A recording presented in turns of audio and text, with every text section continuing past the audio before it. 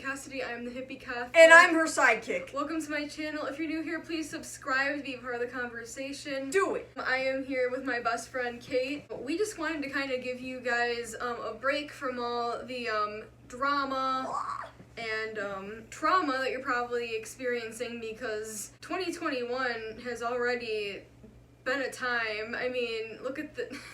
Can go a week. No, we couldn't even straight up go a week without like some guy dressing up like a Viking and storming the Capitol. It's just the world now, I guess. Oh man, I just wanna take off my jacket. It's getting really hot in here. This new shirt that I'm wearing, it's so nice and comfy. I'm really excited to announce that I will be making merch. I'm making a whole merch store that's in progress right now, and I'm collaborating with a bunch of really talented creators, so I'm so excited about that. Here's what the shirts look like. If you would like one of these limited time, limited edition HippieCatholic t-shirts, you can message me on my Facebook page, which while you're there, please leave the HippieCatholic Facebook page a like. We share memes, rather decrepit ones, but I will be making a merch store that's coming very, very soon. You know, I pride myself on being found on Zuckerberg's site. You know, you can follow me on all of my socials. I'll put them in the description box below if you want to see what nonsense I'm up to. If you want to see more of Kate, subscribe to our comedy channel, Jerry Crew Comedy. It's not religious content. It's not religious content. We get religious with, you know, my personal religion, which is Spiderism. I worship Spiderus from Miss Spider's Sunny Patch Friends. That's what I worship. No judgment here. We also talk other nonsense about, you know, story times. Kate was very thoughtful this Christmas. Kate was seeing me post some, you know, some rather decrepit Catholic memes. So Kate decided to get me, you know, because I love Cards Against Humanity, Kate decided to get me Catholic Cards Against Humanity with the Catholic card game. This is a game that the Pope could play. What the back says, like, I give this game a thumbs up from St. Catherine of Siena. A great game to play outside by the barbecue. St. Lawrence said that. It made me smile. An ex-Swiss guard. A game for our fallen, simple minds. One player plays a prompt yellow card, and everyone else answers with their best white card. Like, I'm really excited for this unboxing because... Yeah, I already, like, fucking, like, Cassidy yelled at me last night because I was just like, oh, here, let me just get this pesky plastic off for you. And she was just like, no! Rip the plastic off. Jesus. Let it go. Container. Oh, it's aggressive. Okay. It smells like cardboard. It smells good. I like the smell of like new paper, cardboard. I don't know. I'm weird. Okay, so we're gonna pick a yellow card and then we're gonna like find white cards that we think are, you know, appropriate for it. We're gonna grab just like the yellow cards from this box. And then we'll grab 7 white cards each and then we'll you know, see if it's funny. Okay, I have drawn a yellow card. Blank keeps me from prayer. I got this one card. I don't fully know what it means. Let's read your card first. I just put that the blessed is she brunch keeps me from prayer.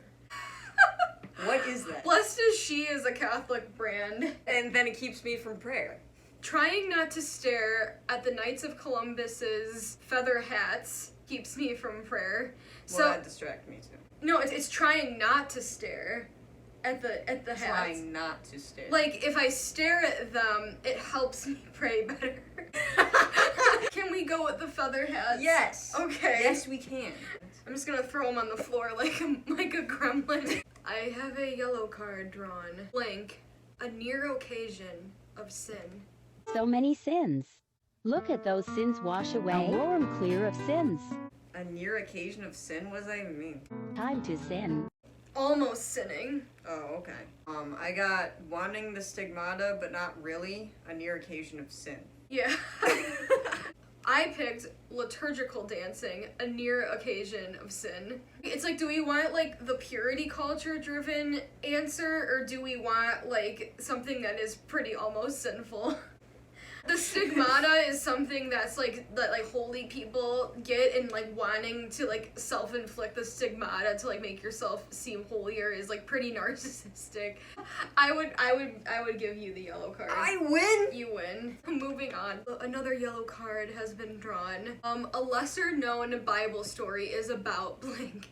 Mine is a lesser known Bible story is about being holier than thou. A lesser known Bible story. The more you know.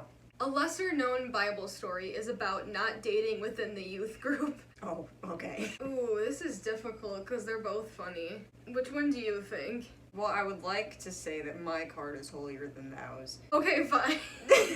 I have drawn another yellow card. She really has. It's the newest Catholic podcast talks entirely about forgetting it's Friday right after the first bite of a burger.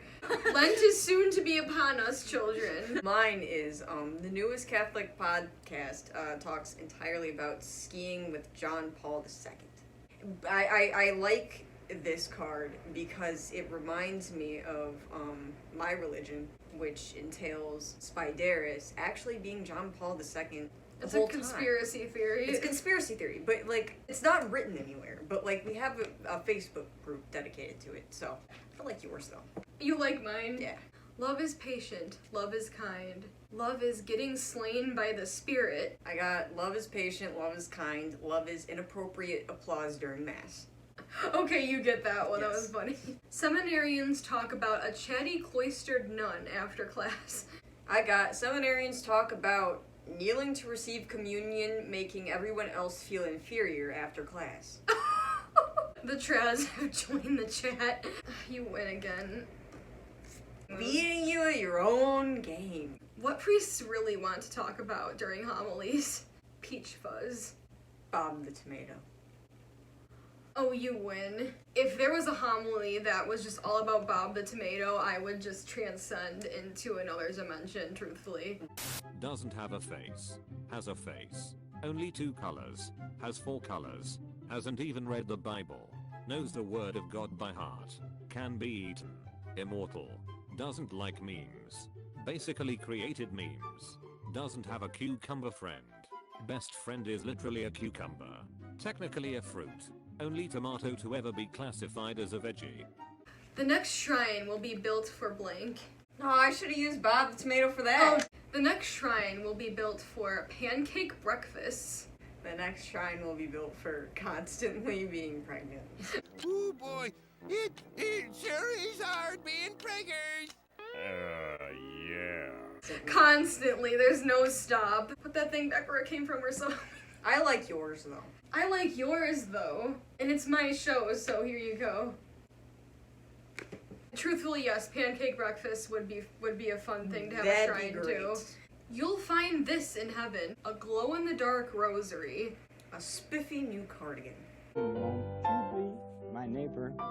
You keep winning! What? Do you want to just say we've tied with this one, that we can Sure. we can share this Sure. card? Okay, we're gonna share it. It'll go on the floor. Everybody wins. Other things Abraham could have sacrificed. Catholic memes. I have a plethora of those. Like the Facebook group. I keep yelling about that, but like, I have lots of memes on there. Paul Ryan. Lord, I need natural family planning because I'm constantly pregnant. Lord, I need Adam and Eve's wardrobe. This video is not sponsored by Adam and Eve. We are not Jacqueline Glenn. What you really need is natural family planning because you're constantly pregnant. You're right. You gotta get that under control. You're right, I am constantly pregnant. So I guess I win finally. The stained glass window in the back of the church is about invoking St. Anthony every morning to find the keys. I have done that before many a time. The stained glass window in the back of the church is about Getting food poisoning after a Seder. So it's like one of these is about like trying to find like your keys and it's like super casual, and one of them is about like literal like excrement. What are we feeling today? I like yours. Oh, thank you.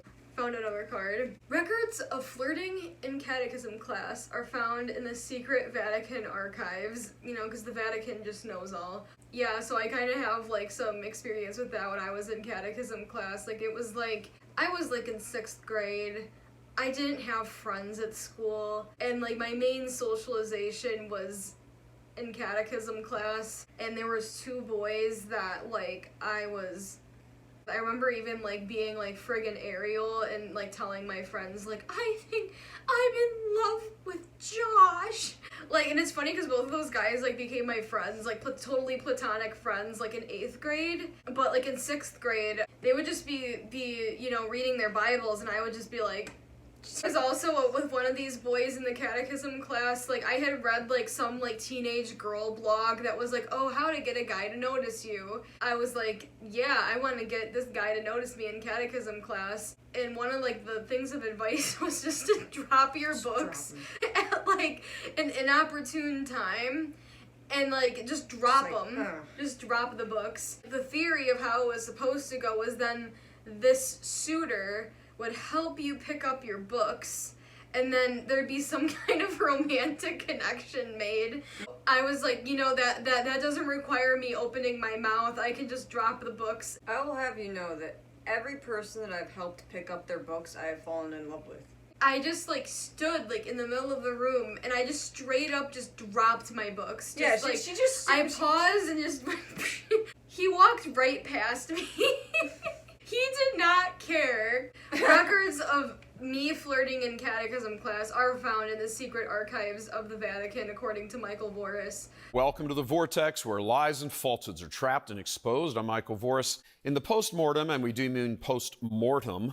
Okay, well, records of speaking in a Scottish accent after watching Braveheart are found in the secret Vatican archives. I like yours because of the story. Yay, I'm winning a little bit.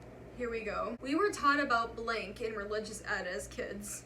We were taught about living in community in religious ed as kids, and I actually have a story attached to this one too. Woo! If you guys want like a full-length video about my CCD stories, I would gladly make that, and I want it.